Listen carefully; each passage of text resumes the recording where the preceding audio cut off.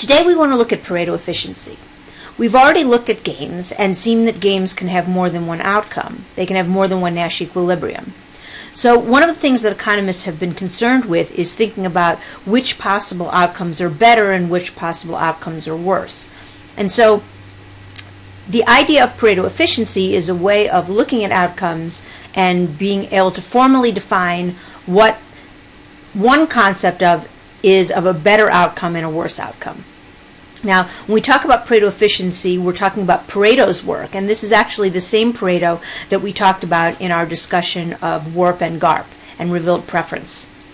So, a Pareto efficient or Pareto optimal or Pareto dominant, and we're going to use these terms interchangeably, is a division of payoffs in which it's impossible to make one individual better off without making at least one individual worse off.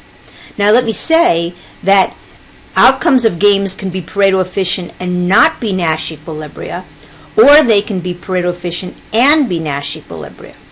Similarly, just as in the case of Nash equilibria, if you're looking at a particular game, you may find that there are no Pareto efficient outcomes, that there's one Pareto efficient outcome, or that there's many Pareto efficient outcomes. So anything can be possible. So as an introduction to this, let's look at a situation which is actually not a game in normal form, the way that we've been talking about. And so in this example, we have an economist who has 2 children and 5 cookies that they can split for bedtime snacks. And she tells her children, if you can agree on how to split the cookies, then you can have them. But if you can't agree on how to split the cookies, then you go to bed without a snack. So which possible divisions of these cookies are Pareto efficient?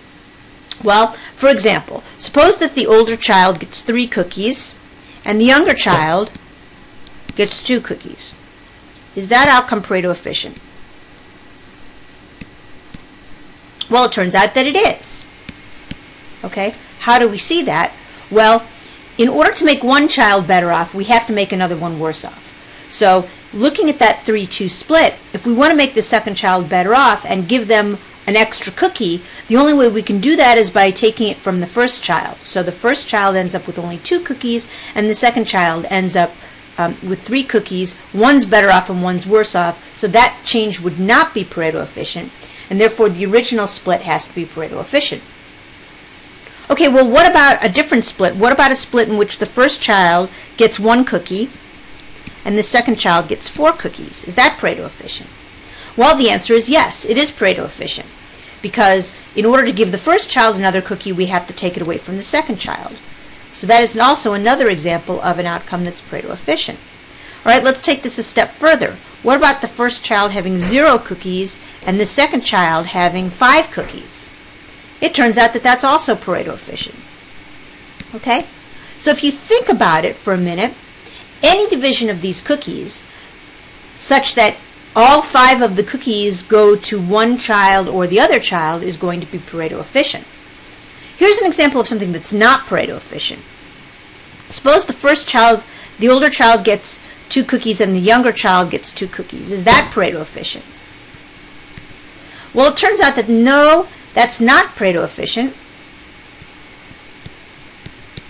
because we could make one child better off without making either one worse off. So if we took the 5th cookie and gave it to the second child would be worse off. It doesn't make the first child any. It doesn't make the other child any worse off by giving the remaining cookie to their sibling. Okay. So this is the basic idea of Pareto efficiency, and let's look at how we use the idea of Pareto efficiency in a matrix game that you're used to looking at. So here are 2 matrix games, and we're going to look at each of them. And for each of these matrix games, we want to say what is the Nash equilibria, and we also want to say what is the Pareto optimal outcome. So let's start with the first game.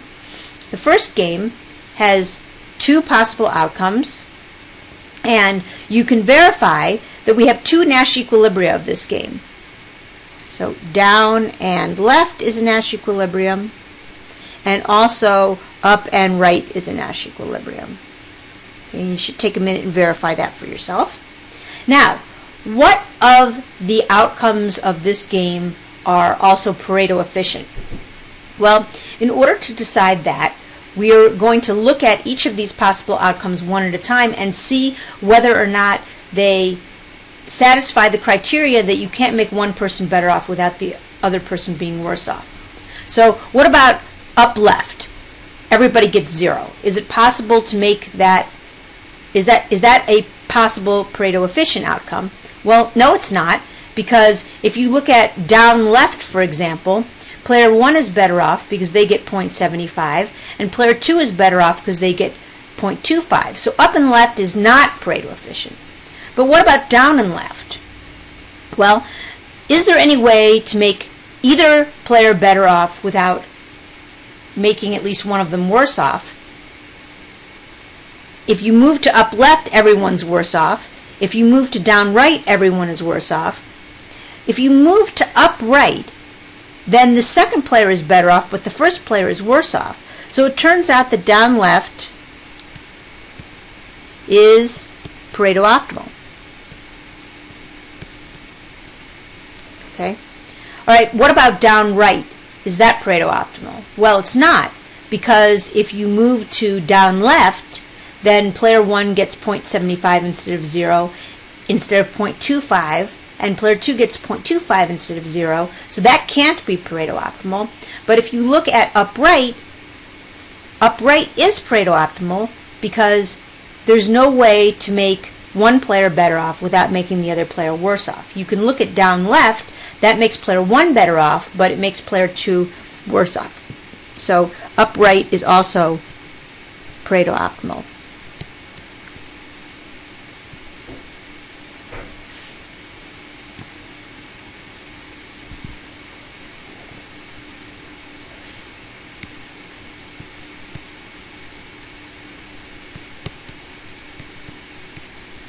All right. So here's an example. So the first game is a game which is an example of having more than one Pareto optimal outcome. One player likes one better and the other player likes the other player likes the other one better, but there are two. Let's look at the second game. Okay, is there a Nash equilibrium to this game? No, actually there isn't, and you can verify this, but we'll just write down that there are no Nash equilibria, no pure strategy Nash equilibria.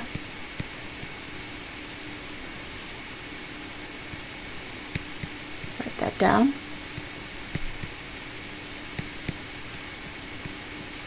Okay, what about Pareto efficient outcomes? Well, if you look, start with up left. Is that Pareto efficient? Turns out that it is, because if you move to any other of the possible outcomes, then you have to make the only way that you can make anybody better off would be to make the second player better off, but in order to make the second player better off, you have to make the first player worse off. It turns out that up left and down right are both equivalently good for the first player, and they are both Pareto optimal. And down right and upright, down left and upright are also Pareto optimal. They're better for the second player than the first player, but in this particular game, all outcomes